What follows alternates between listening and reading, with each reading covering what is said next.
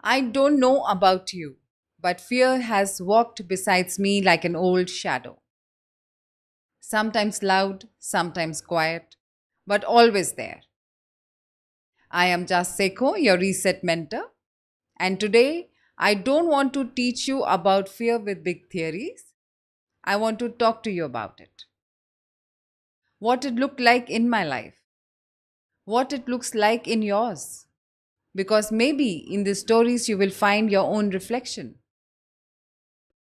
The first time I walked into court during my divorce, I thought I would collapse. The night before, I barely slept. The morning of, my stomach in knots, my hands cold. Walking down the corridor, every sound echoed. My steps on the floor, the shuffle of papers, the smell of dust. And here's the thing, nothing had even happened yet, but fear had already taken over. After every hearing, I carried the exhaustion home like the heavy bag. And for a long time, I thought that this is just how it is going to be. But slowly, I noticed fear was not really about the courtroom, it was about the stories in my head. What if I break down? What if I lose? What if I can't handle it? And one day I tried something new. I told myself just one breath. Just show up. The benches did not change, the papers did not change, but I did.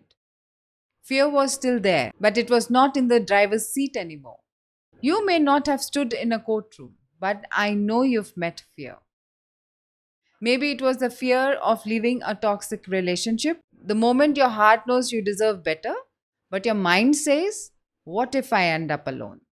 What if I regret this? Fear whispers, stay small, stay where you are. Or maybe it's the fear every parent knows when your child is late coming home or when they're sick, that knot in your stomach that says, what if something happens to them? It's a fear so raw, it grips your very soul. And then there's the fear of losing life itself, a health scare, a sudden accident, or just that 3 a.m. thought, what if my time runs out before I have truly lived? Fear also shows up in dreams. The dream to start a new business, a new chapter. The excitement is real, but so is the voice that says, what if you fail? What if everyone laughs? What if you lose everything? Different faces, same shadow, fear.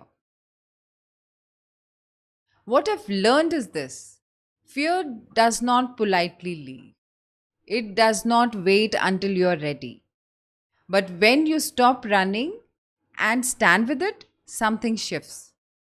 You realize fear is not here to kill you, it's here to remind you that this moment matters. I began treating fear like a signal. If I felt it, it meant I was at the edge of something important. Fear before the court date meant just this matters. Fear when deciding to move on meant your freedom is waiting. Fear when stepping into a new dream meant you're growing. Fear is not the end, it's the beginning. So if you're listening today, maybe your fear is not a courtroom. Maybe it is starting over. Maybe it's rejection. Maybe it's loneliness. Whatever it is, don't wait for fear to vanish. Hold its hand, walk forward anyways. Because on the other side of the fear is the life you are meant to live. I'm Jas Sekho, your reset mentor. Welcome home.